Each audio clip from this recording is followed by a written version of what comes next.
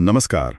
आज हम एक दिलचस्प सफर पर नजर डाल रहे हैं, बॉलीवुड के जाने माने चेहरे कार्तिक आर्यन के फिल्मी करियर पर। हाँ बिल्कुल। और हम देखेंगे कि कैसे उनकी फिल्में चली, मतलब बजट क्या था, कमाई कितनी हुई, हिट हुई या फ्लॉप।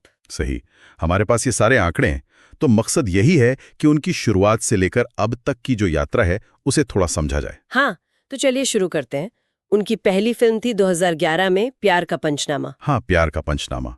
इसका बजट जहां तक मुझे याद है काफी कम था, कोई 5 से 8 करोड़ के बीच शायद। बिल्कुल। और कमाई हुई थी करीब 9 करोड़। तो बॉक्स ऑफिस पर तो इसे एवरेज ही माना गया था। लेकिन कार्तिक के लिए ये फिल्म बहुत जरूरी साबित हुई। वो उनका जो लंबा वाला मोनोलॉग था। अरे हाँ, वो तो जैसे वायरल ही हो गया था। उसने युवाओं के बीच मतलब एक पहचान दिला दी उनको। बिल्कुल, और इसी पहचान को उन्होंने कह सकते हैं और पक्का किया 2015 में प्यार का पंचनामा 2 से। हाँ, वो तो सुपर हिट थी। बजट शायद 15 करोड़ था और कमाई 64 करोड़। जबरदस्त। तो यहां से साफ हो गया कि ये जो यूथ वाला कनेक्शन है वो कार्तिक ने पकड़ लिया है। बिल्कुल सही। और फिर मुझे लगता है असली उड़ान आई 2018 में, सोनू के टीटू की स्वीटी। ओ हाँ, वो तो बहुत बड़ी हिट थी।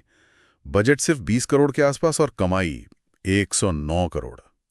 ये ब्लॉकबस्टर थी। हाँ, मतलब इस फिल्म में उन्हें सीधे सीधे बड़े स्टार्स की लीग में खड़ा कर दिया। वो पंचनामा बॉय वाली इमेज से बाहर आ गए। सही कहा। और ये सिलसिला रुका नहीं, 2019 में भी 2 बड़ी हिट्स दी उन्होंने। हाँ, लुका छुपी जिसने करीब 95 करोड़ कमाए, और फिर पति पत्नी और वो, उसने भी लगभग 87 करोड़। तो मतलब 2018-19 उनके लिए कमाल का रहा। ऐसा लगा कि बस अब सब सही चल रहा है। हाँ, ऐसा ही लग रहा था। लेकिन फिर जैसा होता है, एक झटका लगा 2020 में, लव आजकल। हाँ, लव आजकल 2। उम्मीदें बहुत थी इससे, पर चली नहीं। बजट करीब 45 करोड़ था ना। हाँ, और कमाई सिर्फ 35 करोड़ के आसपास रह गए। तो ये एक बड़ी फ्लॉप थी उनके हिट स्ट्रीक के बाद। शायद इसी के बाद उन्होंने थोड़ा ट्रैक बदलने की सोची, क्योंकि फिर वो ओटीटी पर आए। हाँ, शायद 2021 में धमाका आई नेटफ्लिक्स पर, और फिर 2022 में फ्रेडी डिज्नी प्लस हॉटस्टार पर। ये दोनों थोड़ी अलग थीं, थ्रिलर जॉनर की। बिल्कुल, उनकी रोमांटिक कॉमेडी इमेज से हटकर थीं। परफॉर्मेंस वाइज मतलब बॉक्स ऑफिस तो नहीं था, पर व्यूअरशिप के हिसाब से एवरेज ही रहीं दोनों।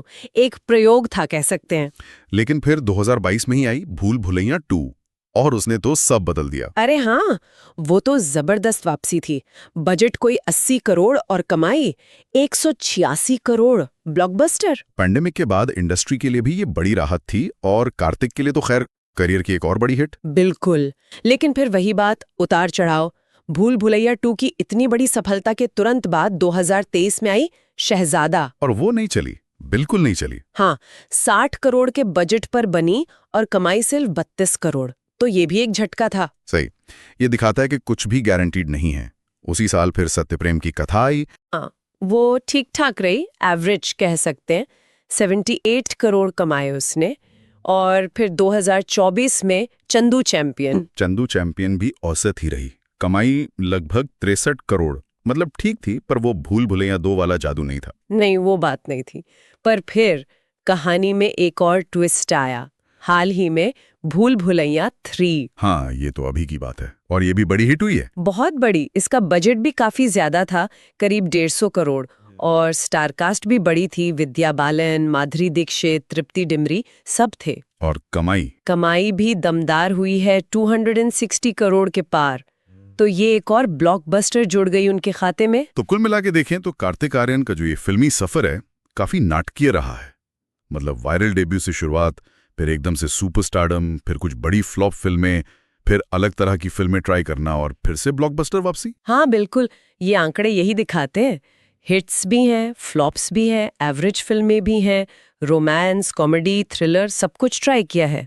हाँ, सही है। तो ये सोचने वाली बात है कि आज के टाइम में जब दर्शकों का टेस्ट इतनी तेजी से बदल रहा है और बॉक्स ऑफिस का प्रेशर इतना ज्यादा है, हाँ, तो ऐसे में कोई युवा स्टार अपनी जगह कैसे बनाए रखता है, अपनी रेलेवेंस कैसे मेंटेन करता है, ये एक बड़ा सवाल है। बिल्कुल। और भविष्य में वो किस तरह की फिल्में चुनते हैं, ये देखना वाकई दिलचस्प होगा कि उनका करियर आगे किस दिशा में जाता है। हाँ, ये देखने वाली बात होगी।